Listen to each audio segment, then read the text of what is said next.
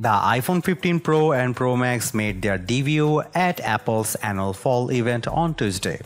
From the moment I picked them up in a hands-on area inside the Steve Jobs Theater, I could tell there was some significant refinements compared with previous Pro models.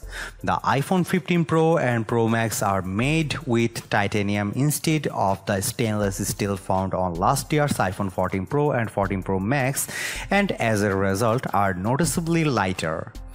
In recent years, Apple used its Pro phones to push the envelope with tech advances while keeping the standard models with the previous year's tech, likely to reduce costs and incentivize upgrading to the pricier premium models. That's proved true with the standard iPhone 15 and 15 Plus, which get last year's 14 Pro perks.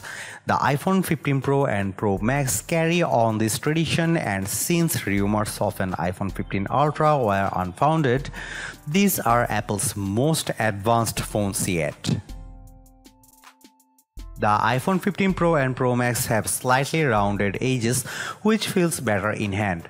Mind you, I had about 30 minutes to try them out in a very crowded demo room, but the lighter weight and less bulky feel left a positive impression.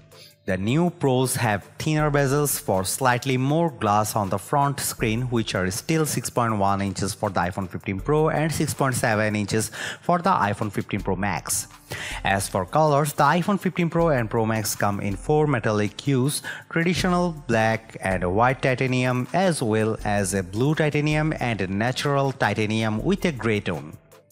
The iPhone 15 Pro starts at $1,000 while the iPhone 15 Pro Max starts at $1,199, while the Pro Max is pricier than last year's $1,099 starting price for the iPhone 14 Pro Max.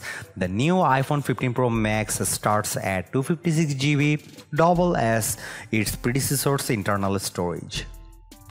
Pre-orders for the iPhone 15 Pro and 15 Pro Max start on Friday, and the phones will go on sale in Apple stores and online next Friday, September 22. The iPhone 15 Pro and Pro Max ditches the mute switch on previous iPhones for the new action button on the left side.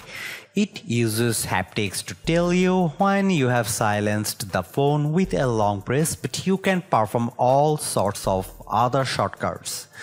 In the settings menu, you can program what the action button does, including launching the camera, the flashlight, voice recorder, and magnifier. And you can even customize what the button does via the Shortcuts app. My only complaint is that you can't map more than one shortcut at a time. For example, why not launch the camera with one press and flashlight with a double press?